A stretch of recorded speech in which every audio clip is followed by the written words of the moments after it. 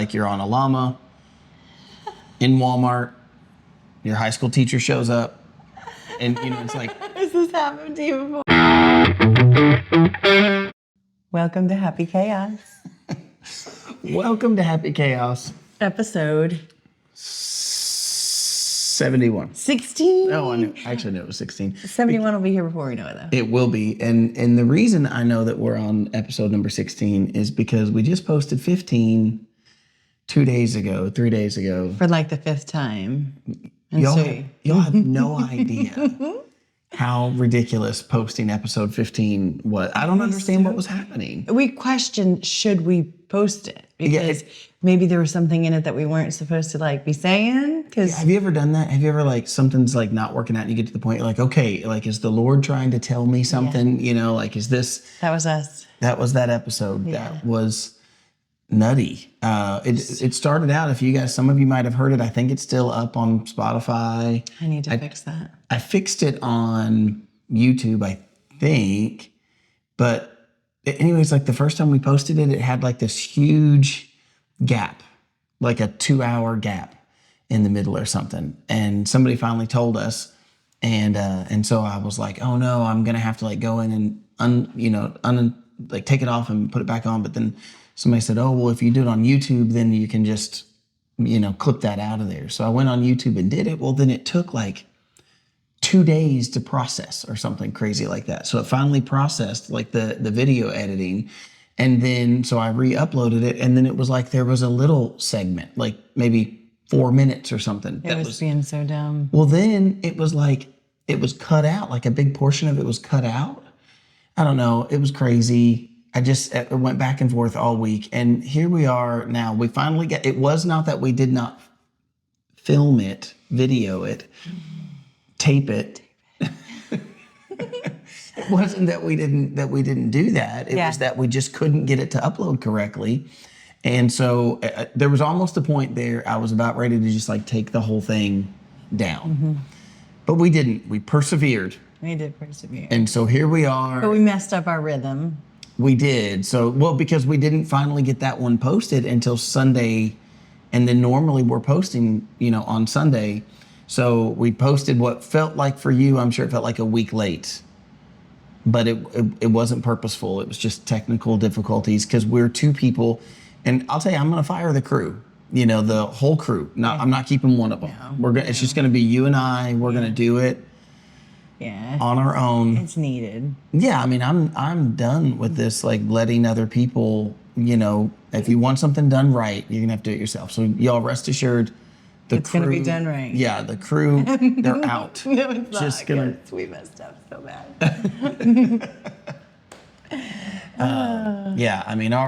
Our sound guy, our lighting guy, the makeup, all of it. Yeah, all of it. Yeah. It's all got to go. Yeah. Which our concert, we just had our concert, and it makes me think of that, what it took to put together a show like that is crazy.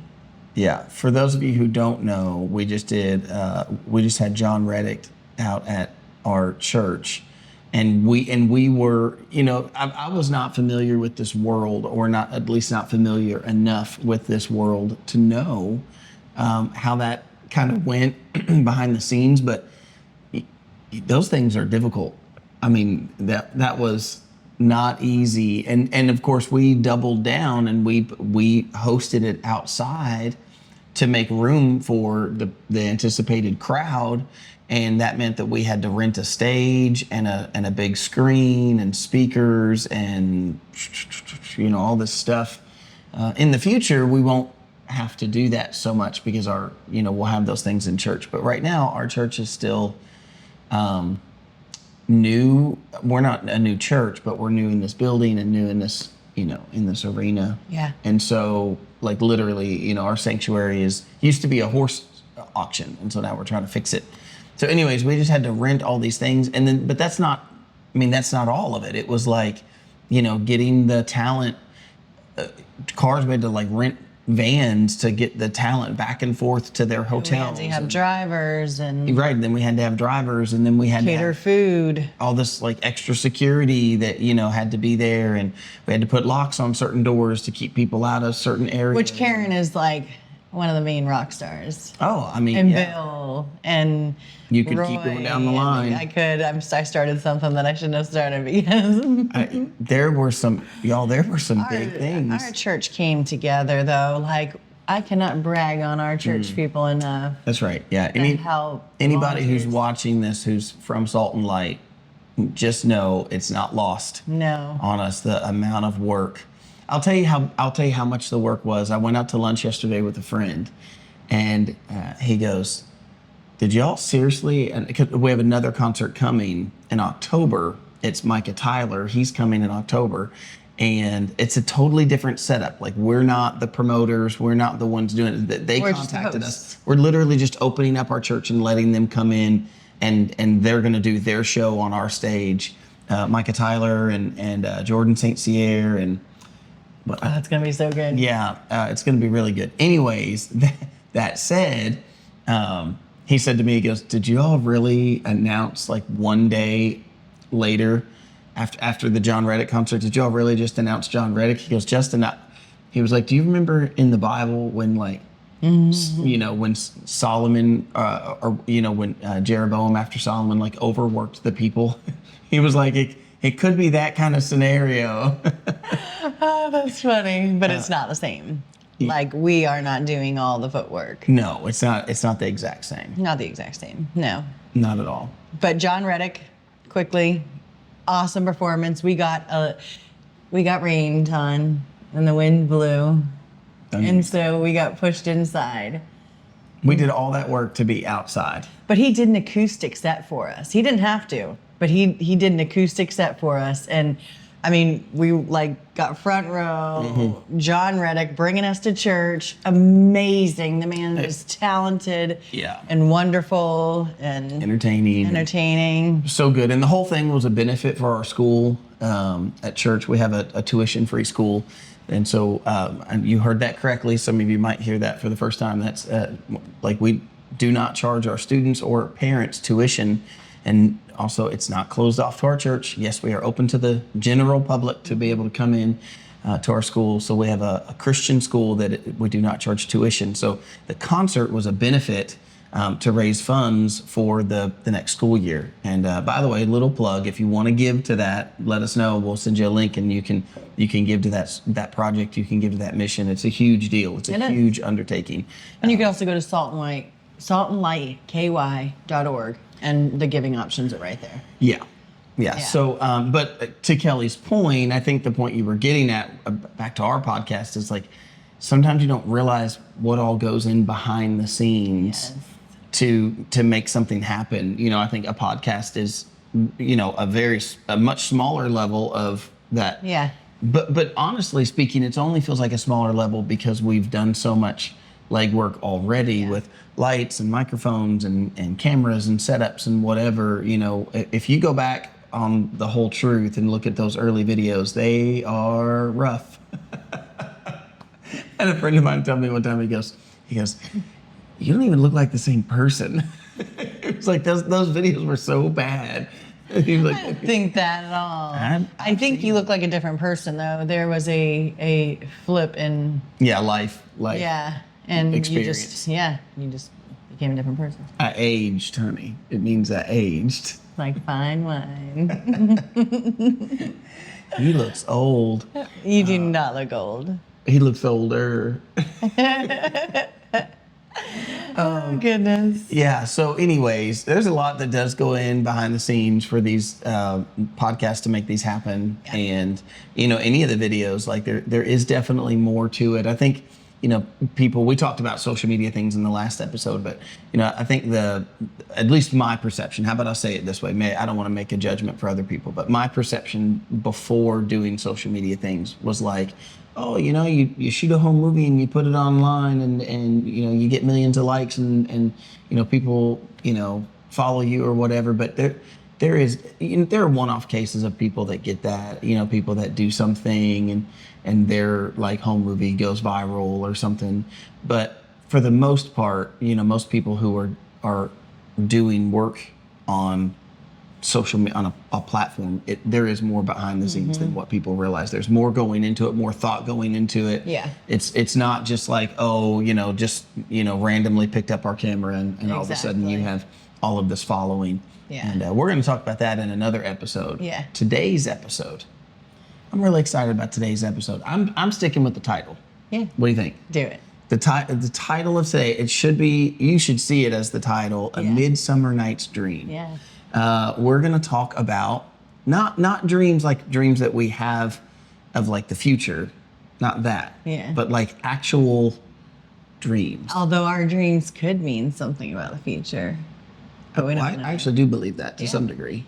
I think sometimes. Yeah. Have you ever had that dream where you're like, you have the randomized dream. Yep. You guys had those, like you're on a llama in Walmart, your high school teacher shows up, and it's like. Has this happened to you before? Not that one particularly, but like, like the randomized, like what is, I think that one to me is like your brain filing things. Yeah. That's what somebody described. Misfiring. Somebody described it that way to me one time, that like, a dream is like your brain filing things away. And I don't know that that's true. I have no evidence to know if that's true or not, but it's always stuck in my head when I think about like really randomized dreams. I kind of in my mind see this librarian like putting stuff in the drawers, like, okay, time to be done with that one. Kind of filing stuff away. Yeah. I don't know if that's true or not, but that's definitely what's in my head. But then you have those other dreams that you're like, did that mean something? Yeah, for sure. Like that either felt so real or felt so special or so specific that you go like, did that have any did that have any bearing? Did that mean something? Or when you have a dream and everything seems so real, but the house is different. It's a different, or the place. but you're home. Yeah, or you're at this place that you've been a million times, church, home, but it's different looking. Yeah. But it doesn't like throw you off in the dream until like you wake up and you're like, why did my house look like that? It doesn't usually look like that. Yeah. So I don't know that this episode is, I don't know how it's going to go because dreams are funky. Yeah. But we're going to try it. That's what we're talking about. Of course, first we have to do Kelly's favorite portion. Favorite part. Which is, it's on the button. I know, but you have to awkwardly put your thumb. We should program like all of our fingers in this thing. I'm just saying. Okay, my favorite part. I don't even know that I like the government having my one thumbprint, much less all. They have them anyways. I adopted kids. I remember going to get fingerprinted when we adopted the girls. And when I got out of the pen. Yeah, well, when you went in. I didn't really. People are going to run with that. Oh, well. But anyways, my favorite. Bonnie and Clyde over here, been fingerprinted. My favorite part of the show is comment time. Mail time. Will you sing it this time? Yeah, just refresh me. I'm not doing this. I need to. You grew up with Blue's Clues. I never watched Blue's Clues. I didn't watch it either. It was dumb. It was beyond our time. Like, we were not kids. I was 17 when my mom had my younger brother. And so he watched it, and so I was like... Okay, so that's why, like, I was the youngest. There were no kids after me. Okay. So But you know it. Blue's Clues is after me. I was like Sesame Street, Mr. Rogers. I don't remember... Sing Mr. Rogers. Oh, gosh. What was Mr. Rogers? I'll say it, but you're not going to trick me. It's a beautiful day in the neighborhood. No. Won't you be mine? Wasn't it something like Mayberry? Anyways, I'm on to his antics. All right. I tried, y'all. I tried hard today. And you almost got me to... I wasn't going to sing it. She was close. But you almost got me to think, does he really not know? But I'm like, no, he's just... he's committed. Once he said the Mayberry thing. Oh, goodness. It's too good. But like Mayberry, are you talking like Rascal Flatts Mayberry? I'm not falling for that. All right, let's start. Catherine, didn't we say it's Cece, right? I don't think she's ever corrected us, so we're sticking with Cece. Yeah. That's how I just Cece want Winan to start giving spells some of hers. you guys some crazy. Cece Winan spells her name that way. The singer, Cece Winan. Yeah. So we're going with Catherine Cece. Yeah. I used to spend lots of time on Facebook during COVID, but have since realized that it's much more rewarding to spend time with family, friends, and neighbors in person. Amen. Happy Chaos is wonderful to watch because you both show up with truth, integrity, and laughter. I would enjoy a question and answer show where we could ask you an answer. Ooh. Alive. That would take a live. Yeah. Should we do it? When would be a good time, though? Because, I mean, we have people all over. You know, I don't know. Let's make that the first question. Let's see if we can, Yeah. you can't please everybody in these things, but if we were to do some sort of a Q&A, I'm asking y'all, like, give us a time in your week that you're like, if you did it in this time frame, like if you did it on the weekend or if you, And leave where you're from. yeah. Like, are you in the United States? Yeah. Are you in Australia? Yeah. Or West Coast, East Coast, like But if you're in Australia, you never answered our question. about rock melons. Yeah. So you might not we want to do say have you're a- from Australia. we 'cause do I'm have gonna a- call you out. We do have a few people from Australia, and it could be they just didn't watch that part of the episode. I mean, it happens. People turn on podcasts and move around and do stuff, and they maybe just weren't paying attention. Don't let it get to you. It's okay. Yeah, so let us know because he's talked about that so many times, and I would love to do. Yeah, it can be good. I mean, it's there's an inherent danger with lives, and so I've had issues in the past with them, but I mean there are. There are. I mean, seriously, they're like people can be kind of crazy. Oh, I wasn't thinking that. I was just thinking like questions that arise and.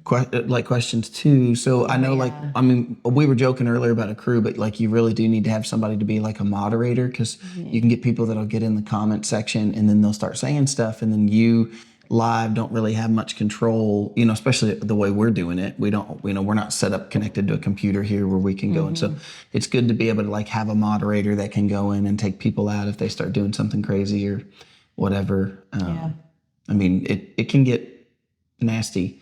Yeah, you can assign people to be moderators. At least on YouTube, you can assign people to be moderators. They don't have to be in the same room. They could be in another state. How did Good Grief do it though? Didn't they have like a private? Oh, invite theirs was like a Zoom, Yeah, like a Zoom thing. that's what we should do. That would be interesting too.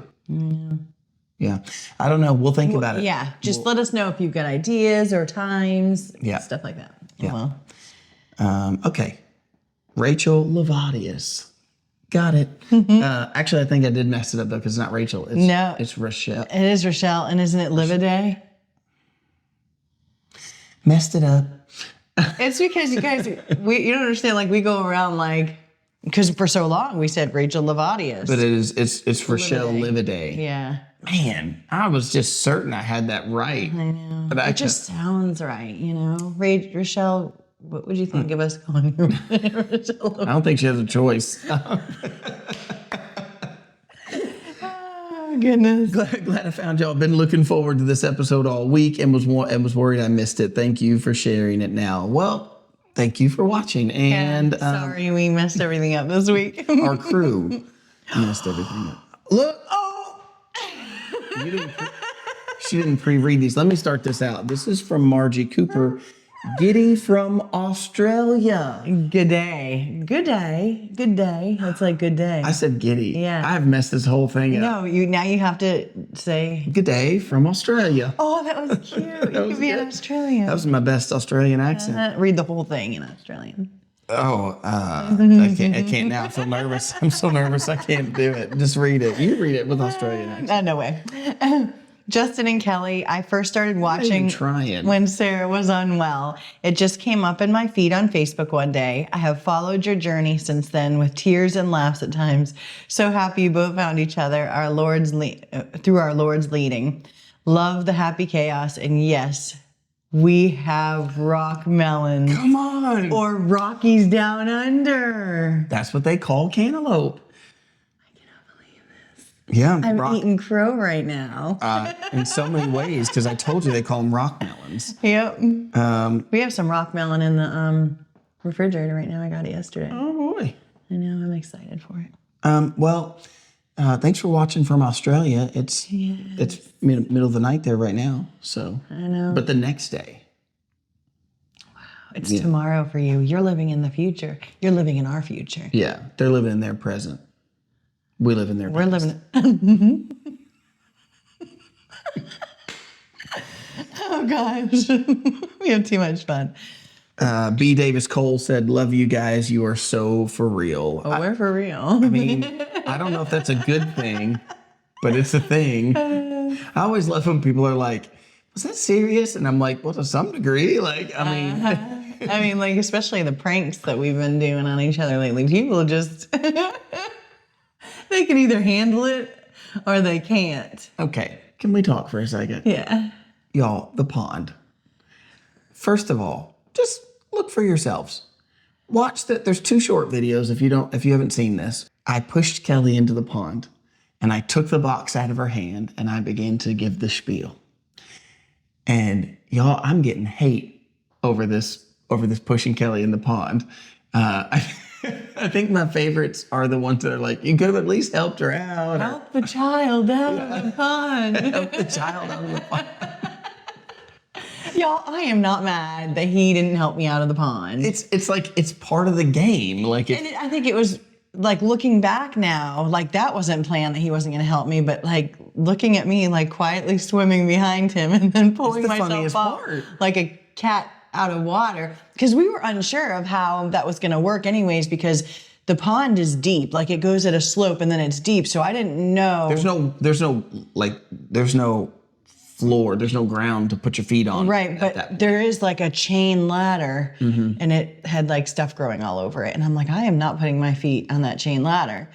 But when I went to go, I was like, will I be able to lift myself out? Can I hoist? Like, can I use my muscles to...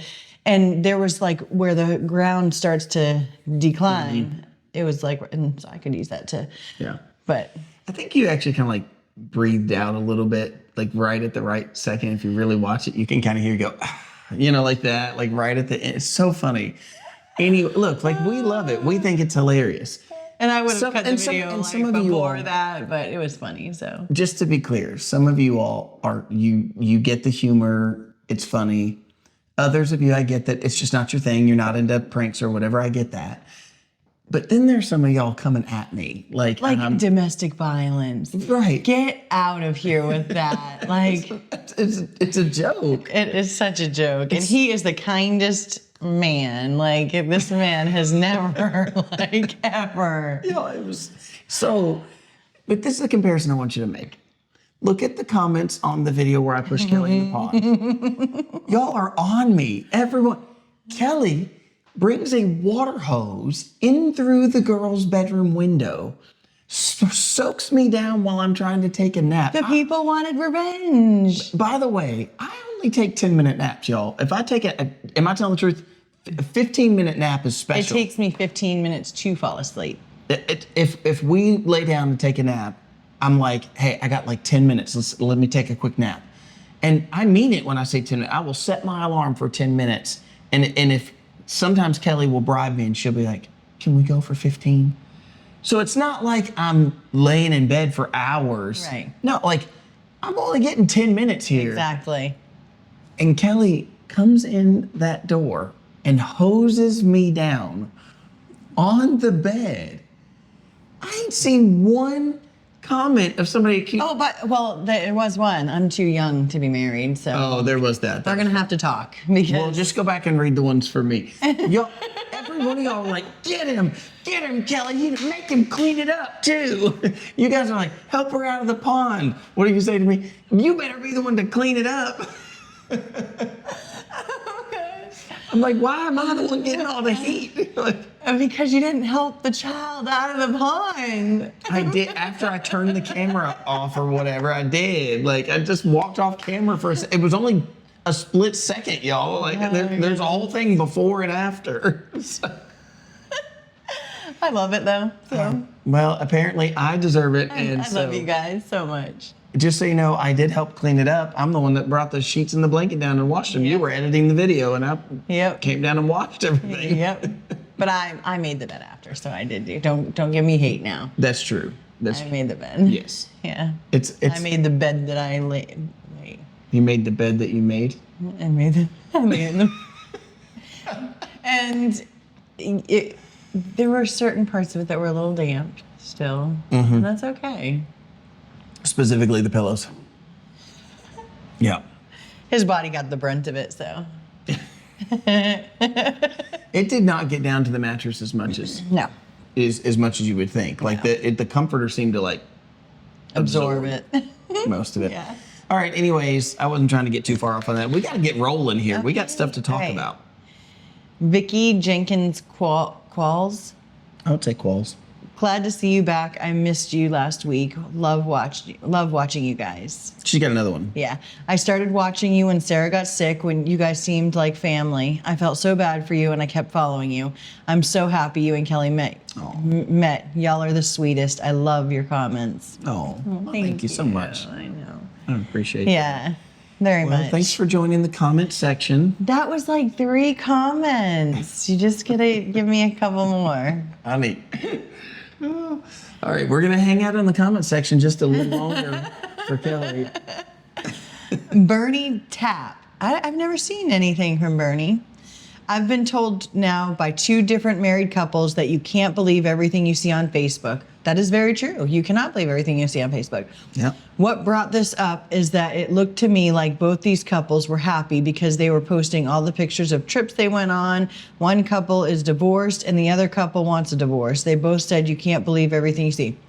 All right. I'm sorry that that's like the case there, but people are flawed, you know? We're all messy. And just because you post pictures of the highlights, I think that's a misconception too with anything that's online, you know, because you're getting the highlights. We're not getting on, and when we're in an argument or when someone's coming at us and we're like, there's people, you know, we're not, you don't film stuff like that. That just... Well, and even, you know, there's examples of you know, situations where people maybe do that, right? Like way back in the day, remember OCC? Or Jerry Springer? Well, yeah, Jerry Springer. If you fight hard enough, it can be. But like, remember like the Tuttles? They were like Orange County choppers. Yeah. And they did all these like, you know, this was like back when people still watched like regular cable television or whatever. Anyways, those guys would like fight with each other and yell and scream. And I think in the beginning that was that was real. You know, I think they legitimately had some fights. And it got filmed, and somebody somewhere was like, I kind of love that part. But then you have to admit that at a certain point, it was, to some degree, at least a little bit scripted or planned or, you know, whatever. And so even in that, it's still a highlight. Yes. You know, even though they're highlighting the fights. They're highlighting what gets views. I guarantee, right, that's exactly right. Yeah. I think that show was on like TLC. I guarantee you that TLC was not showing you the 98% of their day that they weren't yelling at each other, that they were just sitting there at the desk working or at the, you know, at the welder or whatever. And they created scripted. Like I used to watch Laguna Beach. Used to be one of my favorites. No. Really? Mm-mm. Oh, so good. Was it a reality show? Yeah. Okay. And it was like a bunch of teenagers that they, you know, followed the life of over in Laguna Beach. And they came out like years later and they're like, y'all, like that show almost ruined me as a person. Like it was scripted. They would write fights into it and like get people going like behind each other's backs just to get fights happening. And so, yeah, I just think, go ahead. Well, no, I didn't mean to interrupt you. I was just gonna say, I just think that, you know, you're seeing highlights. You're seeing what we came here to talk about. And like, if we post pictures of our vacations and stuff, we're really having a good time on vacation, you know? And unfortunately, these couples that you're talking about, they're letting the enemy win, in my opinion. Yeah. And so, And I think, I think anytime there's like a couple of things that I think are just misconceptions about, not that this is what this episode is about, but like just, I think social media in general, like I've heard people say that before. They're like, oh, well, people are lying or they're making. or you're fake. Yeah, you're fake or you're this. Listen, just because somebody posts something that they wanted to post doesn't make them fake. It just means that's the thing they wanted to post, and the thing they didn't post is the thing that they didn't want to post. Right. I don't know, call me crazy, but like I don't want to post the funky picture that you have of yourself, like getting a piece of cake just as you're about to eat it. You know what I mean? Like that look, and then somebody's like, look at that picture. Oh, yeah. That's not the one that I want to post. Exactly. Like I don't want to do a project and like, oh, it's messed up, I got to fix that tomorrow. I don't have time right now. Oh, but I'm going to go ahead and take a picture of it crooked or messed up or Right. Whatever. I don't want to post those. And so again, if somebody wanted to highlight that, if that's what they were doing, you still have to accept the fact that you cannot watch somebody's 24-hour day and see everything that they're doing. The things that they're posting are the highlights, whether good or bad. Yep. They're still posting the highlights. That's right. And that's all that you can post. Yeah. So what I'm saying is no one is necessarily, I guess there are people who are purposefully trying to be fake. Yeah. They're trying to be something that they're not. I think that that's probably legitimate. But I think most cases, when you're talking about just the average person on social media, they're not trying to be something that they're not. They're just trying to post the good part, or the part that they want you to see, or the part that they want attention about, the part that they want someone to comment on, or whatever. So I don't think that that's necessarily wrong. And I just want to talk real quick while we're on the topic about like Facebook stalking. People talk about like, oh, you're like a Facebook stalker. I find that to be one of the strangest comments, because anything that's on social media, the person put there. And now whether they did or knowingly or unknowingly allowed their stuff to be private or not, whatever, like I just feel like if you go back on my Facebook feed and you scroll back and find something and then you're like, aha, like there's no aha. Like I posted that. I left it there. Exactly. It's not like there's a stalking involved when you're talking about like looking back. I think for some people it seems like if you look back on someone's profile, look back at somebody's videos or pictures or whatever, then it's like, oh, that's stalking. I think that there is a level of like, if you're investigating someone, if you're trying to find out things about their personal life that go deeper than what they posted, then I think that branches into a level of like, okay, you're probably taking that too far. Yeah. And people can take it really far. I mean, I've definitely seen people who are like, I've seen these videos of like people that look at the background of your pictures and then they find out where people live and they're like, oh, this person lives at this address, this specific address. Yep. And here's how I got there. That's crazy. Like I'm not saying that that's beyond. I'm not saying that there's not that. I'm just saying, again, the average person who goes, oh, does this person have a boyfriend or a girlfriend or a wife or a husband? They scroll down. That's not stalking. That's just looking at what the person posted. Exactly. That's my opinion. Agreed. Anyways, all right, we've spent enough time in the comments and talking about everything. Yeah. Oh. We did touch on everything. We did, other than like French toast recipes. I feel like we just. Speaking of French toast recipes. I feel like that's how our conversations go. It's Yeah. like we say one thing and they're like, oh yeah. Yeah. But the other, oh yeah, it has nothing to do with anything else. I agree, but I love it. Hey, let's talk about some dreams. This whole thing came up. I actually want to tell a story first about like how this came up. And I know we've talked about some other dreams here before, especially like the one that I had at church and you know what happened there. But today, like that was the goal, was to like talk about dreams as an episode. But so here's what happened the other day. I had this dream that I don't know that I would call it, like I didn't think anything super special of it. I didn't wake up like, oh, I want to tell Kelly about that or something like that.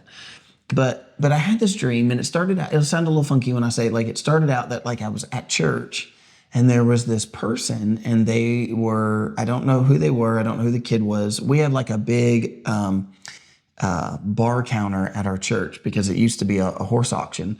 And so it's like 75 foot long. This guy is going around that counter. I'm like behind it and he's out in front of it. And there's a whole group of people and he starts taking his hand and like swatting this kid, the back of this kid's head. And the kid's like trying to get away and he's like kind of chasing down and swatting at him. And I was like, whoa, like, no, I remember in the dream being like upset that nobody did anything. Like nobody reacted. I was the only one who was like troubled by this.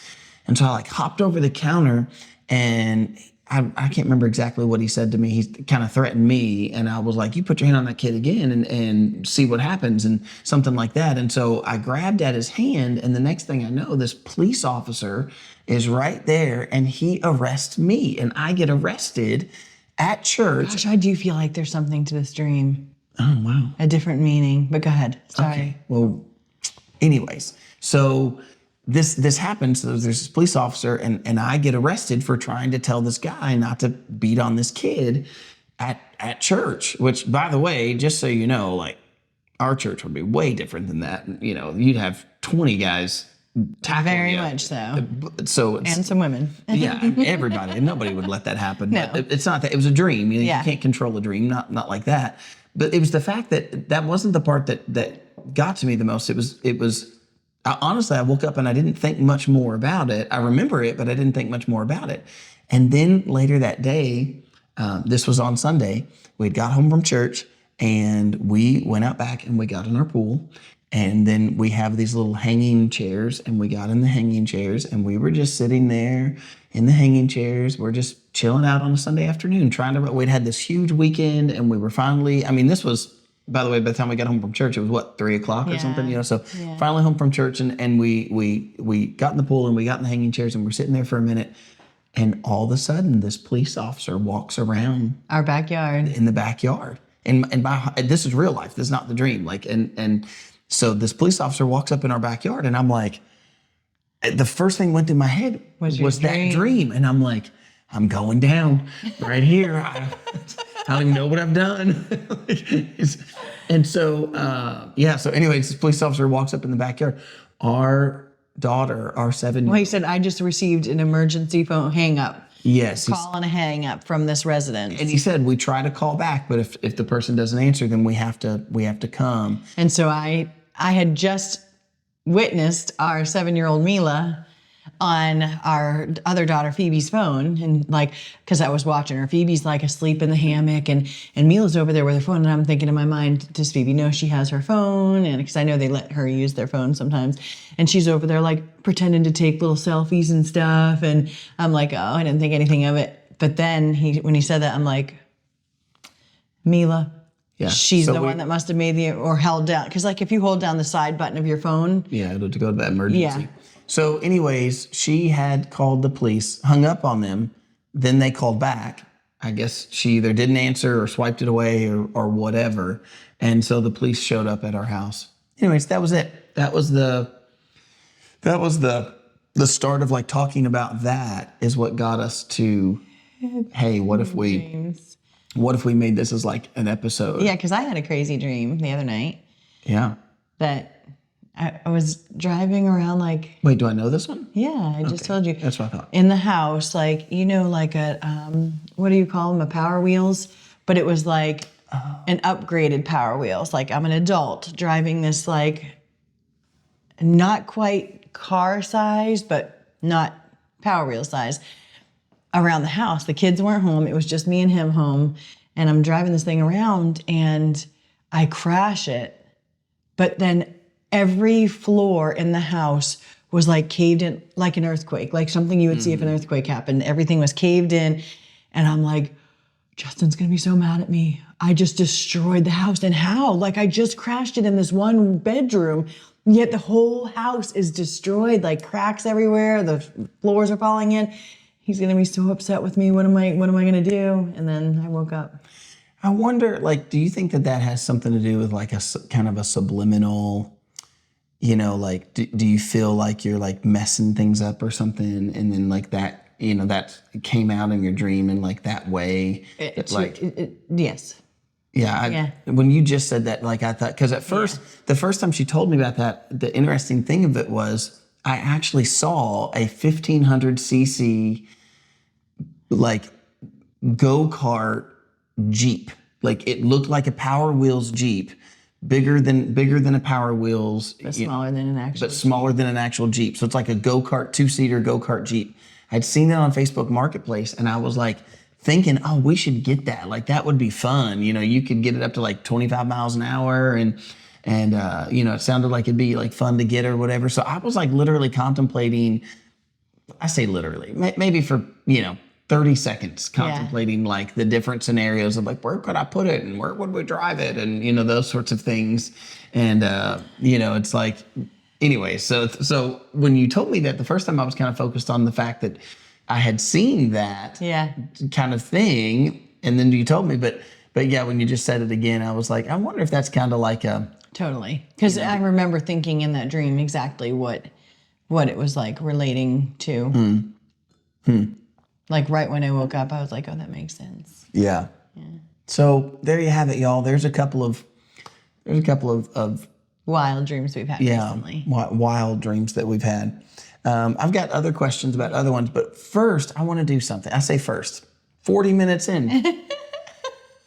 Number one. Oh, goodness. I love it. We're so off script. I looked up and said, what are the 8 most common dreams? And I want to see if we've had This is those. crazy that so many people have the same dreams, because I'm looking at this list and all of them. All right, let's start out with the first one. Yeah. We can both answer these. Teeth falling out. 100%. I've had that so many times I can't even tell you. Now, I've heard of this one before. Now, Like my teeth crumbling. so I've never had the teeth falling out dream. Really? No. Now, I've had a dream that a tooth fell out, but never like all of my teeth. Oh. And which I think that part's funny. I've heard that you have that dream if you're really stressed.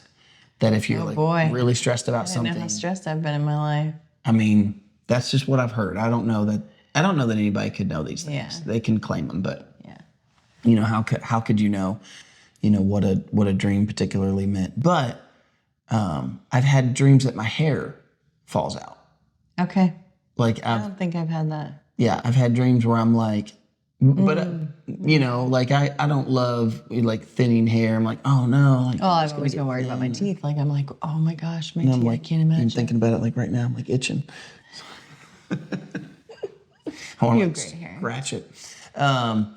So yeah, I've never had the teeth falling out, or at least not like all. I remember having a dream one time, and by the way, y'all, like I have vivid dreams often. So I have lots of dreams. I never, I shouldn't say never. I feel like, because that's interesting. We can talk about that when we get to the other part. But for a long time, most of my life, I've usually have a dream when I sleep, if not multiples. Yeah. Like I can wake up, think about the dream that I had, maybe go to the bathroom or, get a sip of water or something and go back to sleep and then have a whole new dream. Same. But then there was a period of time, which I think this is what we're going to talk about later, like after Jonathan passed, where I was not dreaming. Yeah. For like years. We don't have it in here as this, but have you ever had a reoccurring dream? Yes. Very, like a couple different reoccurring, like being chased by a tornado. Oh. But I can't get off my hands and my knees. We have that one. That's next. Look, next we have being chased. Who or what was a tornado? So you had a reoccurring dream. But I can't get off my hands and my knees. For some reason, it's like you can't move. I can't run. I can't get up to run. And so I'm like, I've definitely had the can't do something. You guys, if there's any guys watching this, I've been doing a little, like, not recently, but like whenever I get in a conversation about dreams, I ask guys if they've had this one, and girls, and usually I found that guys have had it more. Just unscientific study, just me asking people, and that is that, like, you're in a fight, but you can't punch the person. I've had that. You're like, yeah, 100%. You like never seem to get there, and also like the person that you're fighting will like just be standing there blank face the whole time. Oh, see, I can hit, but it's just nothing. It doesn't do anything. No. I think I've had that one too. Well, that's not even on our list. That's a worse list ever. But reoccurring, back to your reoccurring, like I used to have this dream all the time that I would try to get a hold of Jonathan. I would try to call him, but like the numbers kept like messing up, and I would redo and messing up, and I'm like, I just want to call him. I need to talk to him, and I can't. And there was like no way of communication. You're hitting these other ones already. We're getting there. I didn't see. It was reoccurring. All right. We'll get to that one. But Yeah. since I asked about the reoccurring one, so I still have a reoccurring dream. It's very interesting. I have it. I don't know. I wouldn't know what number to put on it. Maybe a couple times a year, maybe once a year or something. That I will have this dream that I am in some sort of a mansion, like a big house, but it's like old, like what you'd see in like a movie where like some family has to move to some old house and they fix it up, or they don't love it at first type of thing. Like it's that type of scene in my brain. Like there's this big house and I'm in the big house and there are these like secret passages in the house that will get you from like one part of the house over to the other part of the house. And I don't want to bore anybody with like silly details, but I have this reoccurring dream. It is always the same house. I was just going to ask that. It's always the same rooms, and it's always like when I land in that dream, I don't realize it's a dream. I just like in it, I'm like, oh, I know this. There's a whatever over here. And then I go do that, and it's the same thing. I'm like, oh yeah, that's how to get here. That's how to get there. I wish we had like without getting kooky. I wish we had somebody who could decipher dreams. I bet there's people that think they can. Oh, that's what I'm saying, without being kooky. Because, yeah. Have you ever had that dream? Similar. Really? Yeah. Wow. Okay. Yeah. So I've even started to wonder. I'm like, am I like mapping it out in my head? I mean, obviously, my thought is like one of two. Like either in my mind, I'm telling myself that it's the same room, it's the same passage, it's the same time. I mean, one of those, again, I don't want to bore anybody with silly details, but like I get up to I have to like go up these steps to like an attic, and then I move this board and I can crawl through this like tunnel, and then I'm over on the other side of the house, but nobody else knows about that. It's almost like kind of like a bell tower kind of looking thing in my mind. And so, but it's like, does it always actually look the same? Or is it just like when you're in a dream and you're like, oh, I'm in my house, but it doesn't look like my house? Yeah. So am I really mapping something out, or am I just telling myself that this new scene that I see is the same as one I've seen before? I don't know. You should draw this house out sometime. I probably could. At least I feel like I could. I don't know that, Yeah. I don't know I would have to be like a 3D rendering because I'm usually on the inside. But anyways, that's my reoccurring. It's one of my reoccurring dreams. I actually have a couple of others, but some of them lead themselves into some of these other ones. So okay. So falling or jolting awake. All the time. I feel like I do that one every night. Luckily, you fall asleep in 2.5 seconds because. But then I fall in. It takes me 10 to 15 minutes to fall asleep. So when we're napping, like I wake myself up every time that. Like you're asleep, and then 10 minutes in, I finally fall asleep and I jerk. That's when I fall asleep, is like the jerk happens immediately after I fall asleep. I did it the other day in the pool. When the police officer came, we were in the pool and I got on a float and I fell asleep for a moment on the float. And did you see me? No. Oh, I like flailed and like splashed the water and it was funny. Okay, so we both had that one. Yep. Number 4, flying or floating. Gosh, when I read that, I vaguely remember as a kid floating in dreams. Okay, interesting. Yeah. Yeah, like just floating up to the ceiling in the house. I would call it floating. I've had floating dreams. Yeah. Like a balloon. I can remember 2 of them offhand. One time I did a back handspring. I used to be a gymnast, and I did. That makes sense. And so when I went to do the back handspring, I jumped, and I just didn't stop going. Like I was like, whoa! I remember like the fences were like underneath me, like the fence of the yards were like going underneath me, and everyone was like, Justin, come down. I'm like, I can't. And like flying around the room, like you float. I would float, and then I would just like fly around. Okay, so see, I've never had that. I've never had I've always just like uncontrollably. But I think to me that's like with the way that you're sleeping, probably like maybe your arms are going numb or something, and so you get the sensation of floating, like you're not on something. Yeah. And so maybe that's where that one comes from. I also had one. The other one was it was the day that my late wife got us a Costco membership, and I had this dream that I was in Costco and I floated up to the ceiling, and that's funny. And I couldn't get down, but I was like you know. That meant something for sure. I don't know. Costco, I had a dream that I floated to your ceiling. Anyways, okay, number 5, being late for something important Yeah, for sure. all the time. Yeah. I just had that one the other week. I feel like, Usually school. yeah, for me, it's usually church. Yeah. Okay, number 6, showing up somewhere in your pajamas or totally For unprepared. sure. Mine is church. Yeah. I will have this dream that I am like supposed to preach and I can't. A couple of things happen. This is the reoccurring one. I will have a dream that either there's like an uncontrollable crowd, Yeah. like can't get them to, they won't pay attention. They're like, everywhere. They're moving around. They're doing stuff. Sometimes they'll heckle or, whatever. Yeah. Like I have that. Or sometimes I have where I remember one time I like couldn't find, I was looking for Ephesians. I'm like, I know where Ephesians, like Galatians, Ephesians, I in my dream, I'm trying to like justify to this crowd.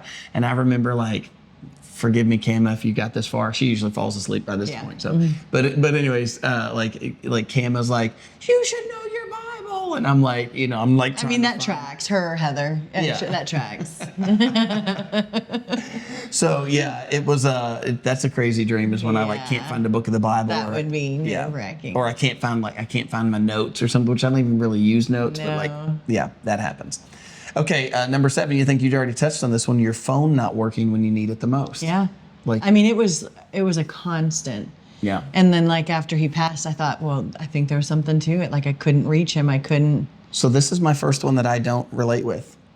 I rarely think that I've dreamed about my phone. Really? Yeah. Like I don't usually, at least that I can remember, see my phone in my dreams at all, and much less like it won't work. Yeah. So I've not had that one. So anyways, I'm right now I'm 6 of 7. We have one more. Being back in school, taking a test you didn't study for. I've never had, but I was homeschooled for a good portion of my life, so maybe that had something to do with it, but I've never really had a dream that I was like back in school at all. Yeah. I don't know if we're going to touch on this, but wackiest dream, craziest dream. Oh, I mean, I've had whacked out dreams. Like I had a dream when I was pregnant with, I think, Kaylee. Yeah, it was with Kaylee. That I gave birth. I worked at Sally Beauty for a little while, and when I was pregnant with Kaylee, and we wore these aprons, and I had a dream I gave birth to this apron. You birthed the apron? I birthed the apron, but inside the pockets of the apron were all stuff from my past. I pulled out my agenda from school. This feels like it means something. Oh, for sure. Like my agenda from school, Okay. back in high school. That's kind of a back in school thing. That's true. It was just in your apron that you birthed. Yeah. And then like I just kept pulling out stuff from my past out of this apron. And that was a pregnancy dream. So those were my pregnancy dreams were the craziest dreams I've ever had, for sure. Okay. But that's the craziest dream I've ever had. I don't even know what I would call the crazy. I mean, there are just some that are just so whacked out and all over the place that I don't know that. I mean, they wouldn't even make sense. I don't think they would take so much description. But I would just say this: that like for me, the ones that always feel the craziest are the ones that involve people that I know. If there's like somebody in the audience at church, Or someone raging against you. Yeah, that one happens. Somebody like raging against me, or yeah. I mean, there are just those scenarios where it's like, where did that come from? And I always try to like think through that, like what is it that's making me think that about that? But I don't think that about that person. Like it happens in the dream. Like there are times that I wake up, I'm like, that person would never do that, But in my dream, it feels. Yeah, like dreams that you got cheated on, or. Oh, that one I was. Dreams that they don't that they tell you that they don't love you, or they're just being cold to you. Wow. You always see those reels where the girls are like mad, and he's like, what are you mad? Because you cheated on me in my dream, or because you told me you didn't love me in my dream. Those are for real though. I haven't really had any of those with you, but with Jonathan, like always, like I would have these dreams. We're still pretty new. Crying, and like just need to be comforted. Poor Jonathan. Poor Jonathan. For real, like I would just need him to comfort me because I would cry. Jonathan got Kelly before she got her emotions a little in check. he got the. Oh goodness. He got the part of you that was just let it go. You just. Oh goodness gracious. Yeah. Yeah. I did. I can't remember what it is now. I did have a dream a while. Remember when I told you, like, I was like, just for the in the dream, I was mad at you. And then remember I told you, I remember you asking me, like, were you mad at me when you woke up? And I was like, no, it was a dream. But I can't remember what. No, you were a little mad at me. You're like, I had to tell myself it was a dream because you woke up a little mad. No, I think I just woke up a little. I don't think I was like Forget mad what at happened you. though. Yeah, I don't remember what it was now that I've said it. I can't remember why I was. I literally can't remember, but that's okay. I can tell you that my late wife, I had a couple of times, I had dreams about her cheating on me, and I never got angry at her, like stayed angry at her, but I definitely remember like waking up in a like a huff, a panic, anxious, like your heart's racing, like so that one was no fun. Like nobody likes those sorts of dreams. But I have never had a dream and woke up upset and then stayed upset at a person or I wouldn't say, I would just say I would wake up like literally crying, like tears coming out of my eyes because of the dream, and you just can't shake it, and so shake the emotion from it. Those are the worst. For sure. Well, the second segment that I think will maybe resonate with some of our audience is what about dreams with your late spouse? So like after Jonathan died, up until even now, even after being remarried, have you had dreams? And I know we've touched on this before, and I know that some people don't like, I think that some people don't like this. And I'd like to speak into that in a moment. I will, but I'll just start out with like, have you had any dreams since Jonathan passed about Jonathan or about you and Jonathan? Yeah, a couple. A couple. My first dream was, I don't know, probably, I don't remember timelines. Like everything is kind of, but I had a dream that I was sitting there, like, like a big chair, like that restaurant that we go to, Matzo Pie, where they have the big chair. It was kind of like that. It wasn't that big, but it was a bigger chair than normal. And I was like sitting next to it and just like weeping on the chair. And he walks up and he touches my shoulder, and I just looked at him and I just said, "Oh my gosh, you don't know how much I've prayed to see you again. I can't believe this is happening. I wanted to see you and you're here." And, he just said, "I'm always here." And that was it. That was and then I've had like 2 or 3 others, if that. I don't even think it's been that many. Yeah. Which is crazy because I went from being a crazy dreamer to like, and they've come back. My dreams have come back, but not too many about Jonathan. Yeah. But then since we've been married, I had that dream. I forget exactly. I should write these things down, but gosh, I don't remember. Even if you wrote them down, would you go back and read them? No, probably not. Yeah, me neither. I wouldn't. Yeah, probably not. But I told you about it. I told you about the dream that I had. Yeah. I don't remember the details, but I do remember you telling me about it. So for me, it was actually the opposite. I had a dream about, my first dream about Sarah was actually the night before she passed.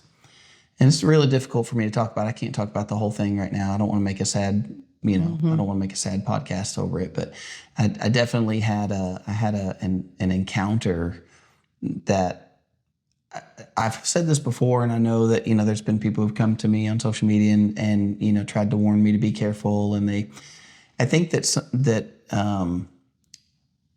I think that the Lord lets us. I think that he has room for our grief and our heaviness, and I think that there's an amount of grace there. And I make no claims as to what something is. I can tell you that. None of this ever, for me, ever felt evil or, I'm not claiming that I actually saw my wife or that I actually got to talk with my wife. I definitely had very, very vivid dreams with my wife, vivid enough that it made me question for a moment, like, gosh, did the Lord let me have did he let me have a little bit of comfort in the middle of all of that extreme, like that really extreme grief that he let me, did he let me talk with her? Did he let me have a dream? And then I know somebody, people come at me and they say, well, there's a scripture that says, nobody's seen the Father and been able to come back. Jesus said no one's seen the Father and except the Son. And so, what do you do with all that? And I just say, look, I don't know those answers. I just had this conversation with somebody the other day about demonic possession versus oppression. And what if somebody's saved? And I told him, I said, I find a lot of comfort in letting that go and realizing I don't have to play those semantics. I'm just telling you that I had such a real dream. I was asleep. And in that moment, in that first time that it happened, Sarah was in the hospice bed in our room, in the hospice bed. This is less than 24 hours before she's going to pass. She's on morphine. I've never experienced anything like that before. I've never had seen my wife on morphine, so she's totally out of it. In real life, she's totally out of it. And so I was up all night. I'm supposed to be giving her morphine every so many, hours or whatever it was. And so I was sitting there. I was really trying not to fall asleep. But I did. I fell asleep. And I've told you about this before, in that moment, in the dream, she was up. She was up and I jumped up and I was like, Sarah, what are you doing? What are you doing? But she looked totally healthy, totally whole. And if you saw what she looked like when she passed and you knew what she looked like, it's a clear difference. She looked totally healthy, totally whole. And she just gave me some comfort in that moment. Dream or not, whatever it was a very comforting thing. That, she came and said she wanted to say goodbye. And I was just weeping and sobbing, and then I woke up and she was still in that bed. And so I don't know, I look at that and I go, did the Lord allow that to happen? She was still physically there. Her body was still physically there. That was the first time. And then I had multiple dreams about Sarah with her physically in the dream. None of them were ever bad. None of them were ever so for me, I used to have night terrors really bad. And I've had sleep paralysis, if you guys have ever heard of that. I'll have those, I can see things in the room. I can see the room. I see things happen in the room, but I can't move. So it's I'm half awake, half asleep. I'm half in a dream, half in reality. And yet, but I can't move, my body can't move. I've definitely had what I would say are, evil spirit dreams that I've rebuked. I learned later what that was, and I rebuke those, and the Lord is gracious to me and keeps those in check for me. And still has. That happened long time ago. And I'm saying that in comparison to what was happening with these dreams with Sarah, they were all super comforting, always good. There was nothing in them. And it wasn't like there was some, there was an implication. Somebody wrote me one time when I talked about this before, and they wrote me and they were like, oh, be careful, what those spirits will try to convince you to do. And I'm like, there was no convincing anything. Exactly. Maybe it's just a dream. Maybe those were just a dream. I am in no way claiming anything other than they just felt very, very, very, very real. They always happened at night when I was asleep. I've never been in my house and turn a corner and then, Sarah's there for a few minutes or something. Exactly. And it's not like I hear her when I'm awake. I'm talking I've had a dream and the dream is so vividly real. Yeah.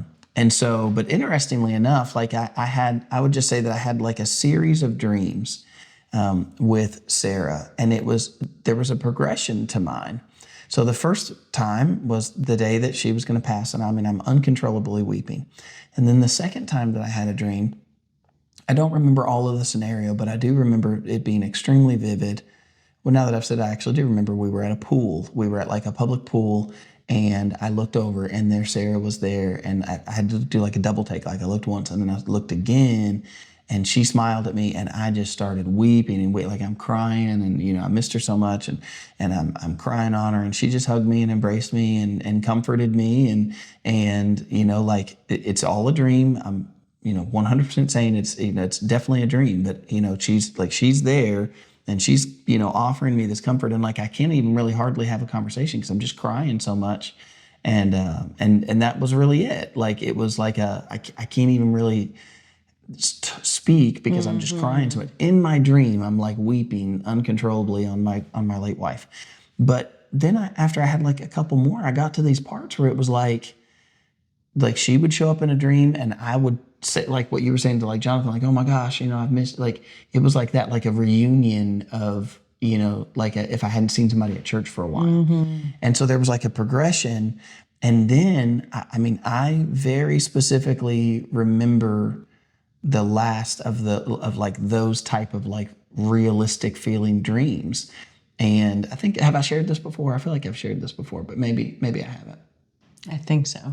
That I had this dream that there was this, like, it's funny that you said like the chair, because I had a dream, and there was like a platform, and I was on the lower part, and I've got all the kids. Oh, yeah, you shared this one. Yeah, and Sarah came up on that platform, and she was like correcting me, which was a common thing for her, like about like she's checking on like dishes and who's doing stuff and whatever. And I was like, Sarah, it's like, I got it. Like I'm doing good. I'm cooking, and I'm keeping up with the house, and every night before the kids before we all go to bed, I load the dishwasher and run the dishwasher, and we turn up all the chairs and run the little robot vacuum, and we keep the house clean, and the kids are doing well. Like I'm doing a good job.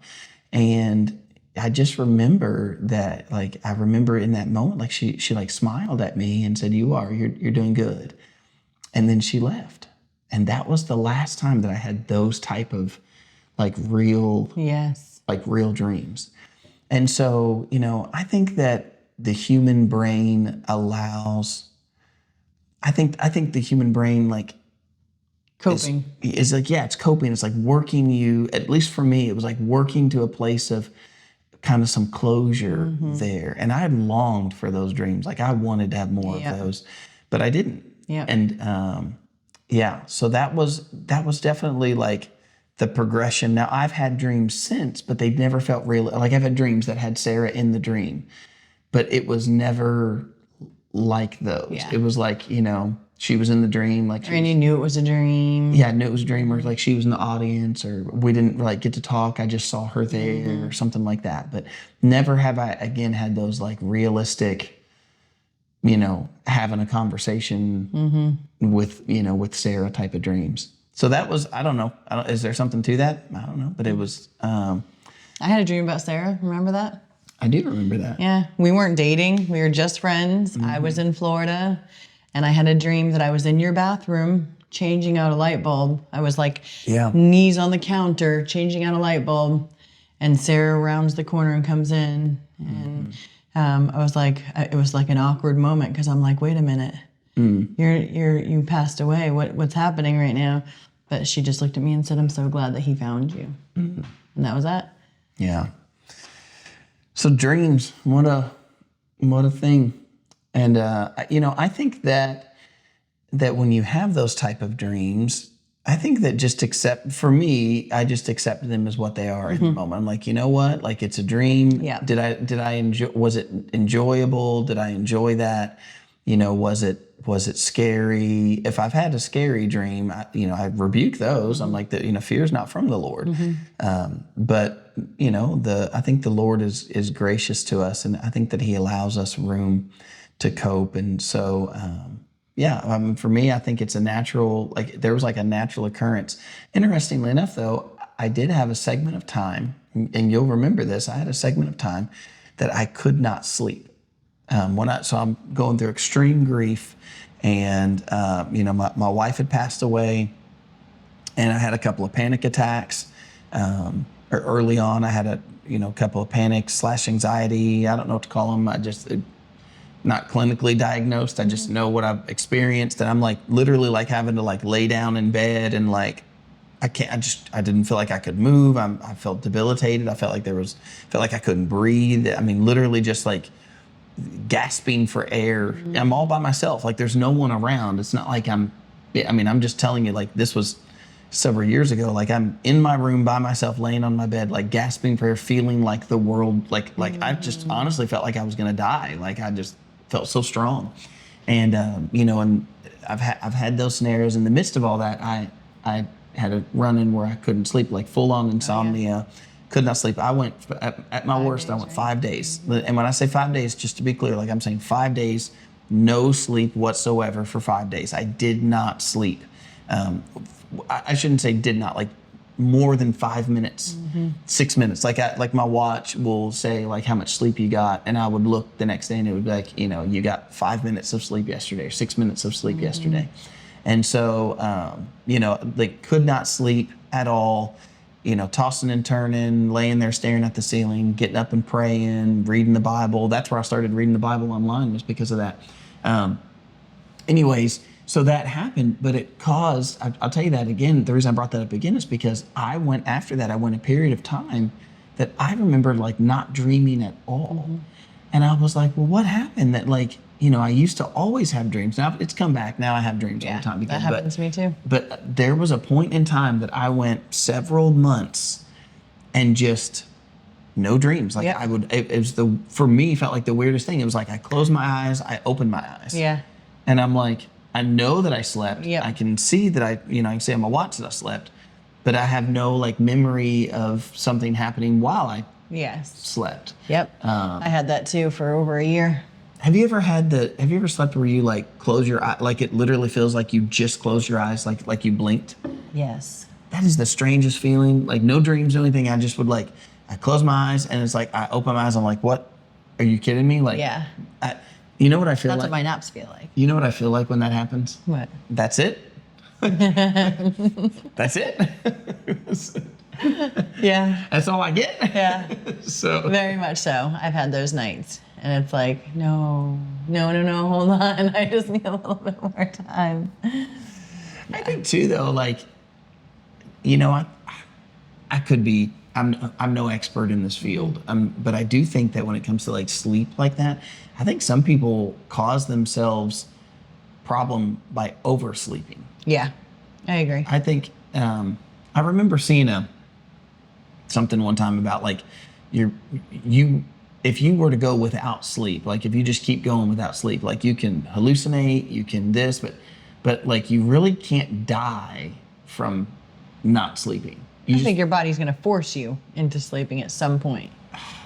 I mean, it can be a problem for some people that they like literally cannot sleep. And considering the fact that when I was going through grief, I experienced that, I can say that like I could see that there being a scenario of somebody that's like, I want to, but I can't. Right. I can't get there. I can't get to be there. I think there's a lot of people in that scenario, but I think there's some that like literally something's off, somewhere, and because something's off, it's making it to where their body won't fall asleep. But it's from what and again, I'm no expert. I'm just quoting from like one, I don't remember what it was, some sort of film or documentary, something that I saw, but they were talking about how like you would just be like almost insane, but you wouldn't actually die from it. Like you can't. So your body I can totally see that. Your body can go without sleep. Physically, you can still operate. Your hands can move, your body can move, whatever. You can operate without sleep, without dying, but you're totally miserable if you don't sleep. I think in the reverse, I think some people make themselves miserable by sleeping, thinking sleep is always the answer. Like I need more sleep, I need more sleep, I need more sleep. And it's like, the more that you get, the more you get used to getting that much. Then you feel like you need that much, and then before you know it, I mean, I truly have heard people say like, if I don't get 10 hours, if I don't get 12 I've heard hours, that so much. And I'm like, I don't see how you can get 12 hours. I mean, you start getting into the 10s and 12s, and I'm like, that is legitimately half of the 24-hour day that you've been given. Yeah. I went 3 years before we got married, 3 to 4 hours sleep. That's all I got. That's all I needed. I felt energized. I felt wonderful. And I think that's because not being able to sleep, like falling asleep was really hard for me. The 3 years, 4 years I wasn't married, and 3 to 4 hours. Now I'm like, I don't know. I think there's a comfort to it, having your husband, your love, sleeping next to you every night, and then I go 6, 7 hours. I don't think we ever get past 7 hours sleep, but no, I think 6 is pretty common for us. It feels like anymore right now. It feels like we're like midnight to 6 a.m. Yep. right now seems to be pretty common. Yep. But that'll change once the kids are back in school. That we'll have to start getting back up at 5. Yep. So, but summer, we got our little summer laziness going on. Been sleeping into 6. Yeah. That's. I think that just on the dream topic, I think too that dreams, the Lord evidently speaks through dreams. Yeah. And I think for us, it's hard for us to know when the Lord is speaking through a dream. I think sometimes we know. I think the Holy Spirit can tell us that like there's something to that, and other times it can. You just like there are some times that I know I'm like that was nonsensical. There was nothing there. I'm not one to think there's something to every dream. Right. And I'm really not even one to think there's something to every dream that you think there's something to. Just because you think there's something to it doesn't necessarily mean that there is. Yeah. But I also am not in the camp of saying, oh, well, the Lord doesn't speak through dreams. I believe the Lord... Bible tells us otherwise. Yeah, I mean, we can see throughout the Bible that there were prophetic dreams. Yep. There were dreams that were like a warning, like something was going to happen. Yep. And it's interesting to see that sometimes those dreams happen to people. Yeah. The Lord gave those dreams to people, and those people were not believers. They were not followers of the Lord. They were not Jews. These were pagan or, like pagan kings or Gentile kings. And, do you remember, there's one that's sticking out in my head right now is, do you remember Pilate's wife? Yeah, in the New Testament, Pilate's wife had a dream and was like, don't touch that man, like leave him alone. About the trial of Jesus, like the night before, she was like, don't touch it. Like she'd had a dream, it freaked her out, and she was like, don't, like, leave him alone, don't touch that man. Wow. Yeah. And so I didn't know that. Yeah, and then you have like Joseph Jacob had a dream, like Jacob's ladder, and the Lord makes the covenant with him, and then you've got like Joseph, that people had dreams around Joseph, and he was able to interpret them. Yep. And so, that's how he ended up coming into authority and power, was not because he had the dream, but because he interpreted the dream. And that's what I meant by like, I wonder if anyone can still do that. Like a godly interpretation. Yes, not a crazy interpretation. Yeah. So I won't share it here. I don't think it's mine to share, but a friend of mine had a dream and kind of like pushed me to like give an interpretation. Like, what did I think it meant? And it was funny because I normally, when I hear dreams, I don't normally like hear of other people's dreams. I usually don't have a thought of like, maybe like what I did today, like with you, like, oh, could that be because of, like you had the dream, like you tore the house up on, could that be because of? But I normally don't think about other people's dreams like that means some thing, like some prophetic thing. It was funny because his dream, when he told it to me, that was the first thing I thought. I had this thought, and it was funny. I was like nervous to say it. I was like, I'm not a dream interpreter. What do I know about dreams? And so I didn't say anything. I let him say it, and I did the whole like, yeah, all right, like just kind of like skirted out of it because I didn't know what to say. But I had this thought, and he came back and like texted me and then came back to me, and he was like, dude, so what did you think about my dream? Do you think it means something? And I was like, man, it's so weird that you're coming back to me and asking me that. Like most people don't, if somebody tells me they've had some dream and then they tell me the dream, they normally don't press into that and say, tell me what it means, tell me what it means. And so that was strange in and of itself. So it was strange that I had a thought about what I thought it meant. And then he came and kind of pressed me for it. So I was like, all right, look, I'm prefacing this with, what do I know? You know, Right. I'm not claiming to know anything. I'm just saying that like I did definitely have a thought Yeah.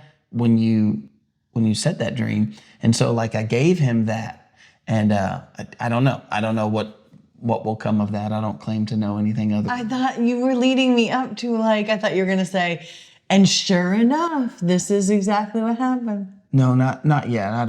Nothing's happened yet. I don't know. So this was recently. Oh, this was just like 2-3 days ago. Maybe 2 or 3 might be. Oh my gosh. It might be maybe a week ago. Tell about Karen's dream now. Okay, I think I can share this one. So we had told you it was all about dreams. Yeah. Midsummer Night's Yeah. Dream. But we had our concert this past week at church, and the somewhere in the week before the concert, we have a leadership chat at church where we have like different leaders from the different groups. So children's ministry, youth ministry, music ministry, all the different leaders from those groups are in the chat, deacons and elders. And so then, we can help keep up with each other and who has needs and, whatever. It's just a means of communication. So we had this like little signal chat group where, the leadership from the church is in there. Well, the lady who was basically putting the concert together, kind of spearheading all the different parts of the concert. Her name's Karen.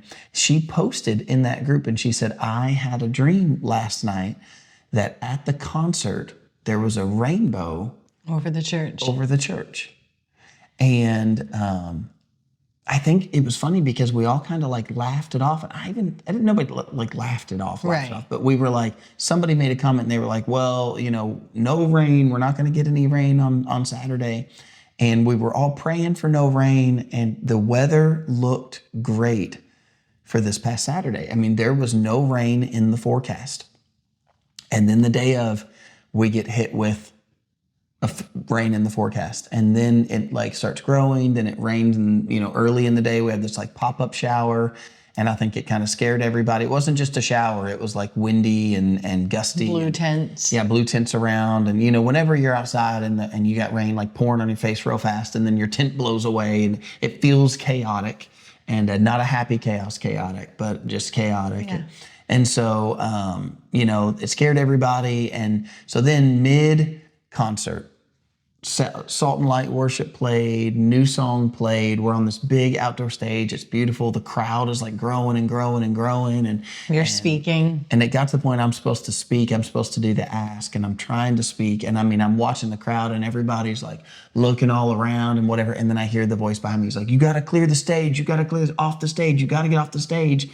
And so we told everybody that we had to go inside and me and Cara were literally holding hands and like praying in that moment. And we're like, break it apart, Lord, break it apart. These dark clouds are coming up behind us. And we're like, Lord, and literally he was breaking it apart. These clouds were breaking and going around us, which I knew was going to happen. And then they called it, and to me, this is totally just me thinking this, but to me it was like y'all just like took the faith element completely out of it by calling everybody off the stage, and then boom, that's when they took everybody off the stage and got everybody headed in, then all of a sudden. I know, and I'll just to speak into that real quick. I'll just say that number one, there was no choice. Like we did not have a choice. Like the people who we protection wise, I know. Yeah, the people who we rented the stage from were the ones making the call. Yeah. And they're making the call from the standpoint of, people get hurt. Safety, yeah. Yeah, people get hurt sure. on outdoor stages when the wind starts gusting. Yeah. And so, they had some benchmarks that was like, if the wind gets over 30 miles an hour, if there's lightning within 8 miles, then we have to shut it down. Yeah. And so, they're doing what they had to do. So they shut it down. They said, you got to clear the stage. And I felt this like crazy disappointment in that moment. Like, you got to be kidding me. We spent all this money and all this effort and all this time. We just told y'all, the amount of people behind the scenes, literally 100+ people to pull that concert off and do what we did. And we had over 1,000 people on the lawn. Oh, well over. Mm-hmm. Yeah. I mean, we had, high numbers of people and growing. Yeah. And so anyways, went inside and I'm watching as all the cars are going down. People were leaving. And we invited them though, like before he got on to speak, we told them if we have to call it and call everybody inside, we want everybody to come inside, enjoy some refreshments, break from the heat, and then we would go out when we cleared. Yeah. So all that put together though, and we went inside, people left. And so I felt super discouraged, watching people leave. That part of it felt very discouraging in that moment. And anyways, we finished up the concert. It was great. John Reddick played and all that was great. But my point gets to the next morning, we're sitting in Sunday school class and I get a text message and somebody says, hey, just wanted to show you this. Yesterday, when everybody had to go inside, I was out, wrangling tents or whatever. There was a rainbow over the church and they sent me a picture of a rainbow over the church. Well, I said it to the group and the guy sitting beside me, Aaron, he looks at me and he goes, oh, I have one of those too. I got a picture of that. And he flips his phone around and shows me a picture of a rainbow over the church. And it happened I think I got 3 or 4 messages from people who got pictures of this rainbow over the church when we all had to go inside. And interestingly enough, in all of that, everyone was sending that to me as an encouragement. Everybody was trying to encourage me with hey, there was this rainbow over the church and we wanted to, just wanted to give you some encouragement or whatever. I just thought that was really amazing. Yeah. That was really special. And the fact that, it would have been one thing to have the rainbow over the church, but the fact that Karen had that dream. Just made it extra special. And I felt like in that the Lord was really saying, I know you had to go inside. I know it rained. I still have this. The school's going to be supported. You're going to have your funding. There was His promise. It's like an assurance of to me, it felt like an assurance of you're doing the right thing. Don't quit. Stay with it. Yeah. So, how special was that? That was amazing. Yeah. Yeah. Well, I think that's probably the best story that we could end on. How about we wrap this thing up? You guys can tell us if you've had any dreams that you feel like meant something or, were special to you or if you've had a prophetic dream. Yeah, that's right. It's hard to tell people about dreams because it's people don't know all the ins and outs of all the stories. Yeah. And sometimes it doesn't always make sense. But, or you could at least tell us from that first segment, which of those 8 have you, which ones have you experienced of those, your teeth falling out or somebody chasing you or, whatever. Okay. Exactly. Anyways, glad you guys came and joined us today. Yes. All right. See y'all.